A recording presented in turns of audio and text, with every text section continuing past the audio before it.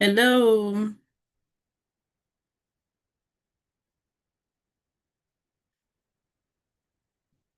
Hello.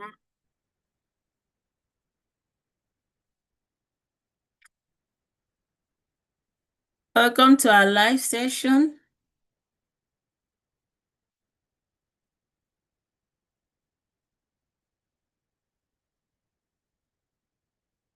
So today is the last day, the last class, the last lecture on our Neurodivergent functional nutrition course. What we see here on the YouTube is just the last class. It doesn't cover all the course. But if you think you like what you see, it would be nice to respond by enrolling in the class.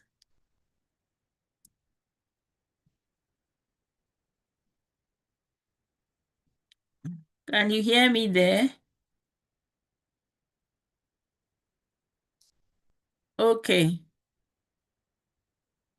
So going back to Zoom, I don't know why the YouTube is not responding,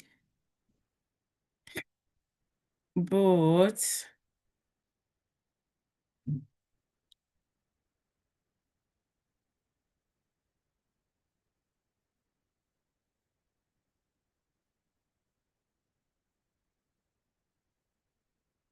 okay.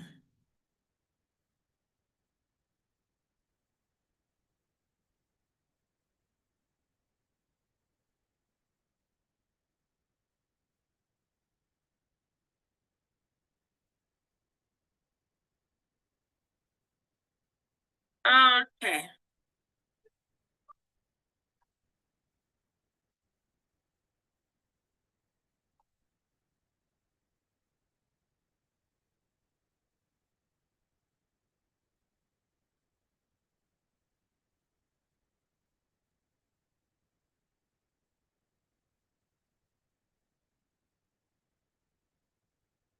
If you're just joining us, we are about to start.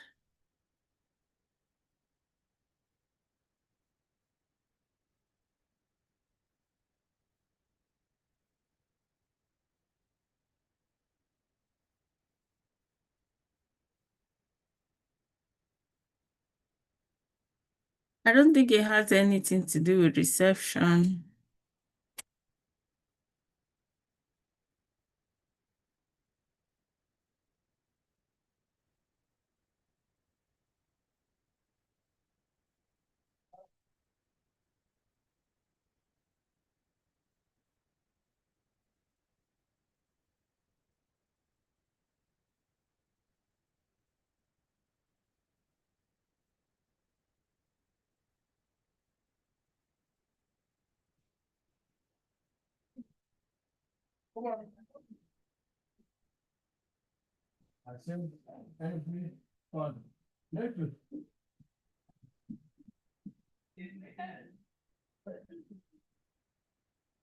Okay.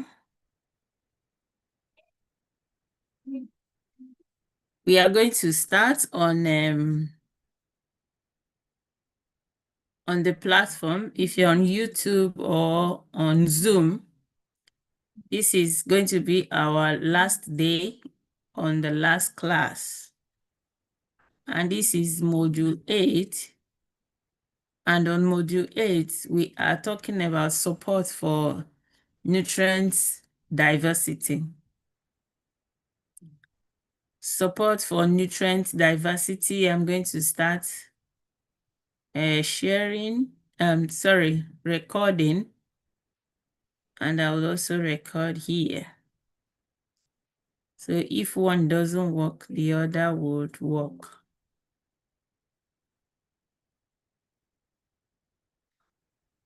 Okay. Recording. And I will also record here. So if one doesn't work, the other would work.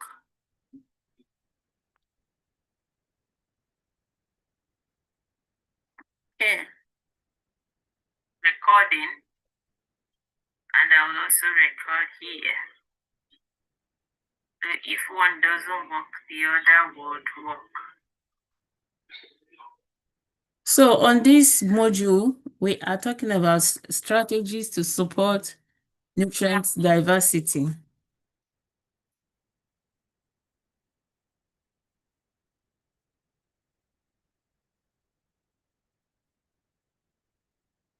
So on this module, we are talking about strategies to support nutrient diversity.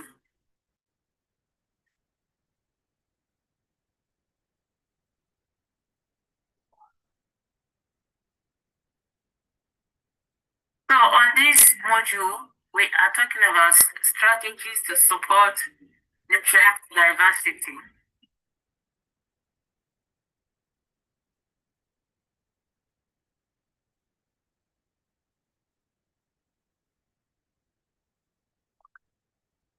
So we are talking about strategies to support nutrient diversity.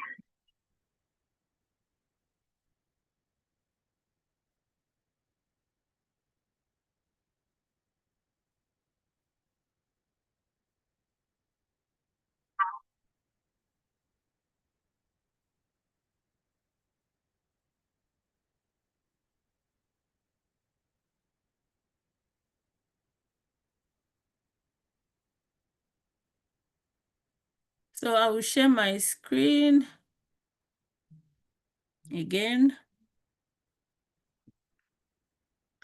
So when we talk about supporting nutrient diversity, we will talk about biomedical support techniques. We'll talk about regenerative medicine role, and then we'll talk also about social support impact.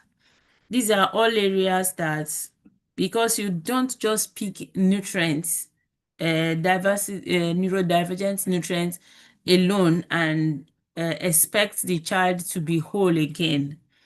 That is why we say we take holistic approach to support. And on supporting a child with neurodivergence, you also have to look at the social aspect, you look at the physical aspect, and you look at all other aspects as we have covered, as we are covering on this topic, on this module. So here we say that nutritional support strategies will lay the foundation, and we are looking at nutrient diversity. When we look at nutrient diversity, it means trying as much as possible to include as many nutrients as possible in a child's diet. When we talk about supporting nutrient That's why we don't say that we put children on diets, because we know that it is something that you don't restrict per se, but you aim at diversification. Because you don't just pick nutrients, neurodivergent nutrients alone and expect the child to be whole again. That is why we say we take holistic approach to support. And on supporting a child with neurodivergence, you also have to look at the social aspect.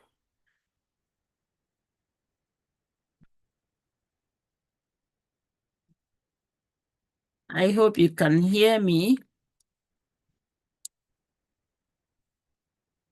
So going back to where we are,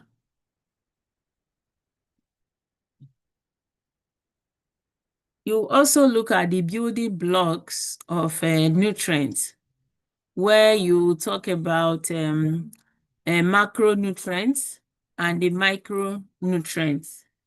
The macronutrients, as we know, are like the protein, carbohydrates, and the protein and carbohydrates, and the fat and oil.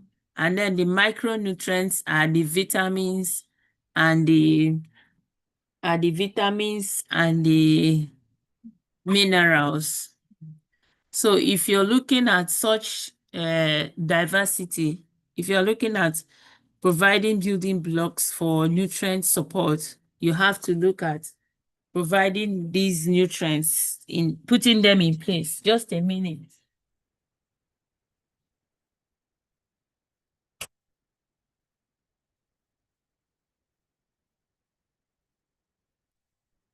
Again, we are looking at practical tips for nutrient diversity. And this is where we ask that families aim at rotating diets. A lot of families, you realize that the children will consume almost the same type of food every day. So you have to learn to rotate, no matter how wonderful a particular food is. Rotating the diet would provide a means to incorporate other kinds of nutrients into a child's food. And then you also look at gradual introduction. A lot of our children are picky eaters. And this is a major problem that a lot of parents face, that even when you have the idea of what to cook, how are you sure the child is going to eat it? And just like food rotation, monotony can make a child to refuse a food. If for instance, a parent, I remember what happened to me a while ago. I did uh, SCD, specific carbohydrate diet, and I realized that our most available snack was just banana. That was a overripe banana, like banana with black spots. So those we were giving that. It's been more than 7 years now, but because of that period, my daughter just refused to eat banana. Up till now, she doesn't eat banana like she should. Even if I make banana bread, she refuses to eat it. So that can be an implication. So what we are saying here is that if you have to support your child, you should look at gradual rotation, rotate food, try and introduce food, not just providing the same thing all the time. Introduce new food one at a time. And then you also target to boost the flavor. A lot of times we don't know that children perceive the food even before they eat it. They want to know what it tastes like, what it smells like. A lot of our children, when they bring food, they want to put it on their nose before they even take it to their mouth. So these are strategies you could use to diversify their nutrients. And then you also plan. In our last lecture, we talked about planning the meal, drawing a plan, cooking in batches, things like that. Without a plan, you plan to fail. That is what they say. And it is meal plan that provides you this strategic step. Most times you could just be in your bed in the night, oh, what am I going to cook tomorrow? What will they eat? And that stress, both physical and psychological stress, can be overwhelming in addition to what you are carrying already. So it's always good to have this plan. Plan the food, plan the meal, have a strategy. This is what I do today. This is what I do tomorrow. And then there is this regenerative medicine. The regenerative medicine, in the sense that it's a kind of medicine that uses your own body to restore itself. So the major one now that is very popular is the stem cell therapy. So stem cell therapy is a regenerative medicine that is, coming up recently. a lot of people are giving it a shot, and I have given it a shot in my own family, and it is not something that you will regret. We don't regret it. It's something that families should give a shot if you realize that your child has potentials with it. And how do you know if your child has potentials? You don't know until you have tried, which is almost like everything that has to do with them. You don't know until you have tried. And then it focuses on anti-inflammatory support, mitochondrial health support, and cellular repair. You also use this strategy to enhance how nutrients work to restore the body. So it's not enough that you just want to do these things. You are using it to enhance good nutrition. So even if you choose to go the route of regenerative medicine, remember that this is a support you are trying to help your body to utilize nutrients better. So in whatever you're doing, nutrition still rears its head. And this is how to tell you that it is a very important approach to supporting your children. And then if you are talking about also a support, you look at integrating biomedical and nutritional support. And this this is what we call holistic approach. Holistic approach in the sense that you don't just target one aspect and move on with it. You have to look at other areas. So parents cannot just say, because I'm doing therapy, I cannot do nutrition. And you can't say, because I'm doing nutrition, I can't talk about regenerative medicine. Because I'm doing regenerative medicine, I can't talk about biomedical medicine.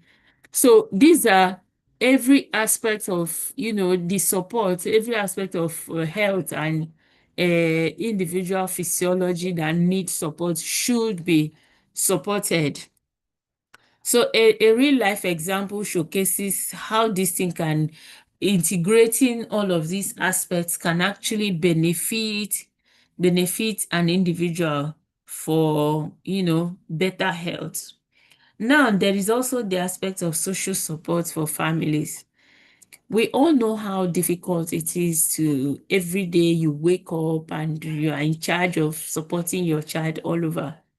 It's not a good feeling. It's not a pleasant feeling. So, but what is happening is that everybody in a community is supposed to be, a part of the support system. There has to be friends, there has to be families, there has to be community. But what's going on now is that a lot of families with additional need children, they tend to be isolated. And that is where it becomes really important that parents start forming a community, because it is that community that offers that support, that coming from a place of understanding. A lot of people don't understand us. A lot of people don't, for some reason, don't even want to interact with us, because some people even think that the more they interact with you, the more likely they may get a child with such needs. So in this sense, it is important that we form a community of support. And I realize that this is already happening. Parents are taking it up by themselves to build a support system. But in countries where things are going well, the social system is also very, very strong. The social services, they come up with plans to support your family, to provide as much care as possible. And this is very good. But looking at the different types of support you can get, you have the peer support, professional counseling, and community resources, which also help you to find where some people are not giving the support, but they help you to find where to get the support. Some are just there to encourage you, and then some actually provide practical assistance. In here, we have things like social system, where if your child is deemed fit, they may have a social worker attached to them who would always identify their needs and find the right support system to cater for such needs. So a group discussion activity is supposed to, we are supposed to be together in a group to talk about how building a nutrient diverse diet works on individual levels. And then we also look at how we can explore regenerative medicine options. And then we also share uh, key takeaway points. But in this case, we are skipping this. And then there is also an exercise which we are skipping. There is a quiz. And this quiz is asking, we are going to put this quiz on the group chat where people would have to do it and come back to us just to know if this is something that has struck them and if they have been able to get anything from it. Let's see how this is doing on YouTube. Yeah, it's been frozen.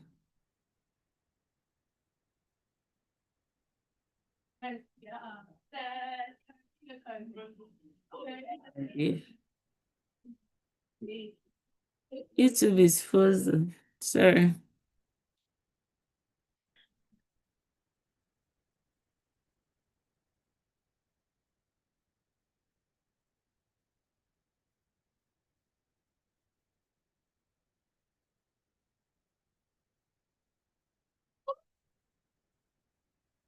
Okay. So going back to where we are,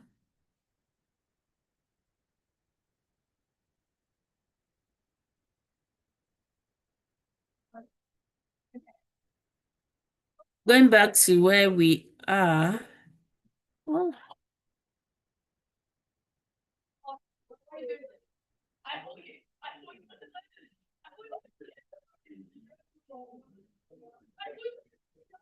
so what we are learning on this module is that nutrient diversity is very important for achieving optimal health and supporting a wide range of bodily functions. And regenerative medicine is a strategy that supports nutritional strategies because it helps the body to utilize its own healing capacities to bring about improvement. And then holistic care should include biomedical and social support systems. And they all have their important roles, which gives a comprehensive and individualized care for the children and their families. Their families is important because we have seen that over time, if parents are not in a very good state of mind or body, even the children, even the child himself is not always, supported efficiently. So on this note, we are we are going over to module 9, which is not necessarily a module, but a resource page. So this resource page is where you find resources to support neurodivergent children through nutrition. And then here we are looking at practical tools. And then we will see specialized nutrition resources, practical tools, recipe demonstration, and personalized planning. So the learning outcomes is that the parents are going to be able to create personalized custom meal plans and navigate special diets, interpret medical tests, and apply healthy cooking techniques. So for you to create a good meal plan, you have to look at this pyramid. So this pyramid is telling us on the scale of this level, how important or relevant each class of food is. So here are the protein, mostly the protein and the carbohydrates. If you see here, you will realize that the carbohydrates we are putting here are like protein-rich carbohydrates. What do I mean by protein-rich carbohydrate? Protein-rich carbohydrate means carbohydrates that have, an ample amount of good carbohydrates. Let's say rice, for instance, not so wonderfully with protein, but at least it contains a few of the, a few protein content. It's not purely and classic carbohydrates. Then quinoa. Quinoa is known as a superfood that contains 8 essential amino acids out of the 9 that is in meat or animal protein. There's also gluten-free oats, certified gluten-free oats. Oats, the amount of fiber that oats gives is something that is always good for the gut, in addition to its micronutrients, which can support good health also. Then after this, you now take more of fruits and vegetables. Here, you say you have to vary the colors. You have to ensure that you add lots of colors in your food. Then healthy fats. For children with neurological impairments, healthy fats are essential part of their regimen because the brain has lots of, more than 60% is made up of fat. So if you're talking about fat in the realm of individual with neurological impairments, it's a very important part of their care, nutrition, because they need these fats to be able to sustain their brain development, which is why you are, supporting them in the first place. So we also have, where are we? We also have the quality proteins with like the grass-fed meat, like the wild fish, and then the legumes. We did not put legumes here because it is, let's say it's envisaged, is classed as a protein. Even though they have a good amount of carbohydrates, we class them as protein. And then the least you can offer now is the occasional treats. But a lot of times when parents are looking at gluten-free options of nutrition, they also just, it's all these treats that kind of covers their perspective, and they believe that this is a very, very difficult kind of lifestyle to live. But no, it is not. When we look at every other thing here, many things here are actually gluten-free. The many things here are things that are naturally gluten-free. So, but these treats should be the least of the offer you offer to these children. And they are mostly where we see the non-gluten-free options. So having this in perspective, just, disenfranchising your mind that it is not difficult is usually a first step, and it gives you that confidence that this is actually something I can do. Then if you're looking at sample meal plans, you should look at having smooth foods, crunchy options, new textures should be introduced gradually. And then you should also consider how your child wants to eat their food. A lot of children wouldn't eat food that is not warm. Some children also would prefer that their food is really cold before they eat it. So these are things you have to find out about your child.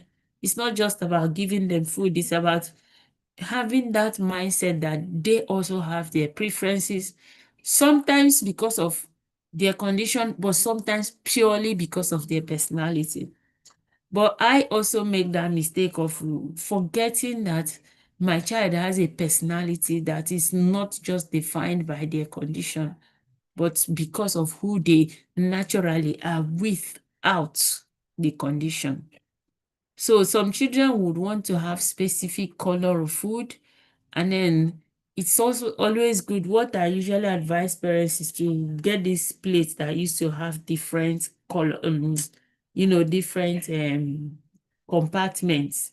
so that you portion different foods that have different color in different compartments while offering it to your child.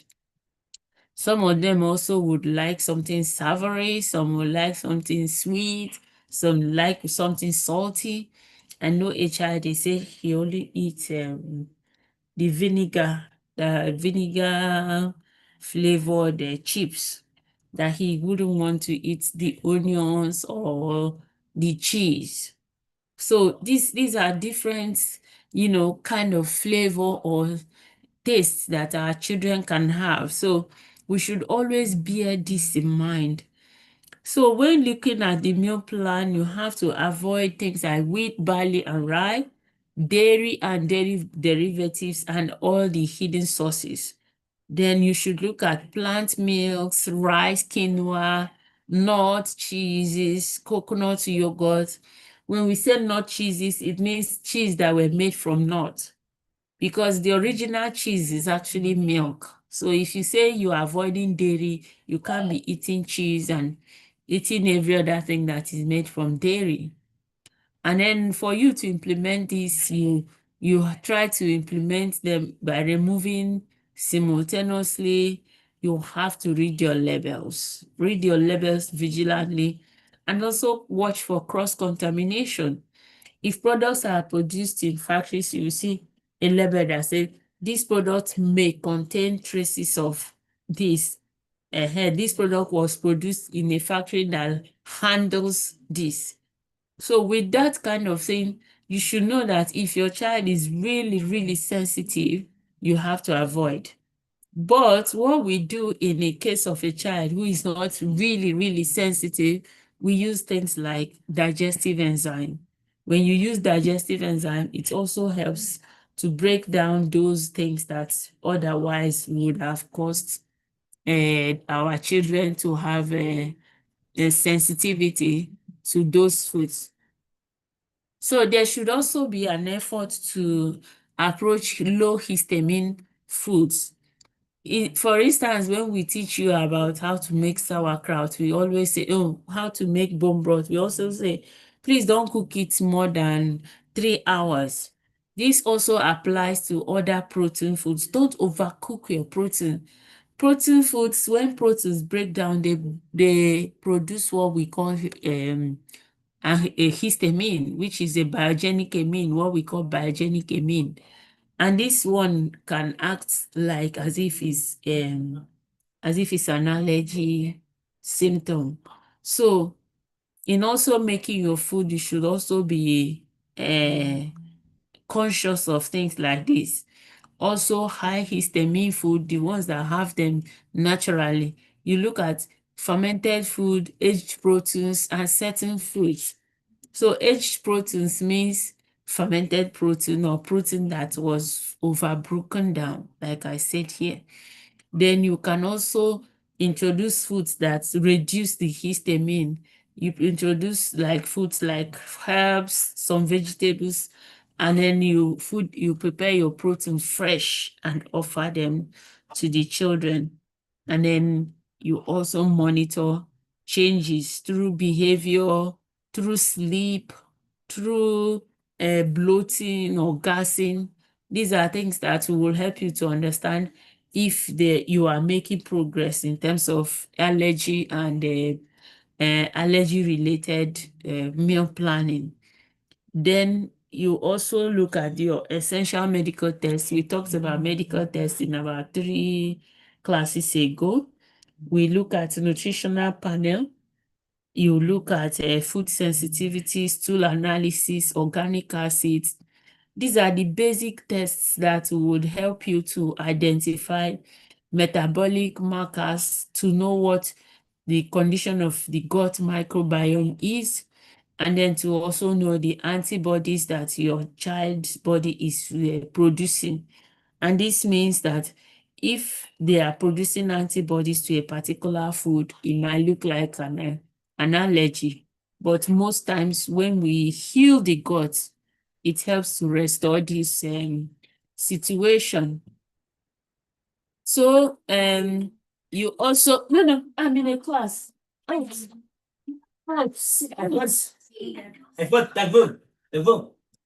So we also talk about grocery shopping strategies. When you want to shop for grocery, you prepare before shopping and you try to read labels carefully and shop strategically. Shopping strategically means buying fresh fruits, knowing that you don't want to keep fruits for too long. You would like to stock freezer with only emergency meals. Don't fill up the freezer with food you may not need immediately. And then you also rotate some specialty foods. So if you're looking at a special diet grocery list, so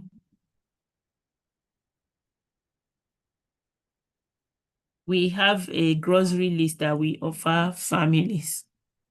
So the workshop is about creating a personalized meal plan using all the strategies that we have talked about. We have a template and then you involve your child. Remember when we talked about picky eating? We say that one of the strategies to support the child to feel better is by involving them in food, shopping, and meal preparation. So you can also cook the base components in advance and store them. So when something like soup, you cook the base and store. When the time comes, you can always just add your vegetables and the food will be fresh again.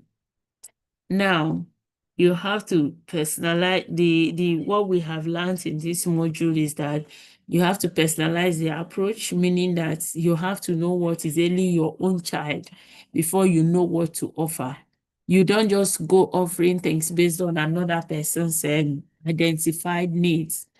And then you have to start gradually collaborate with providers and celebrate success.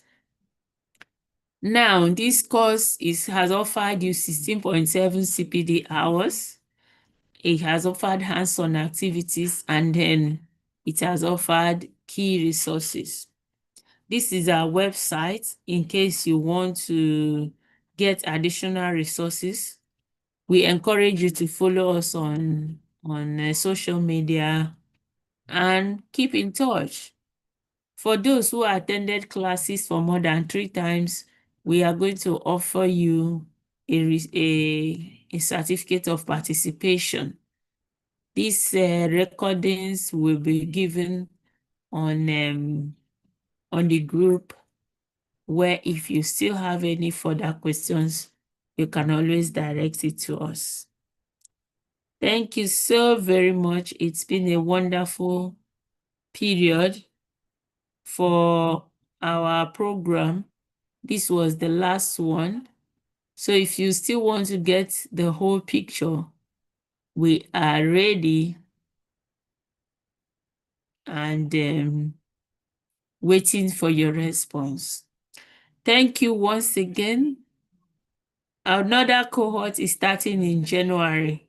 So do well to register as an early bird and we will reserve your seat for you. Thank you. I'm going to stop sharing and then I will stop recording.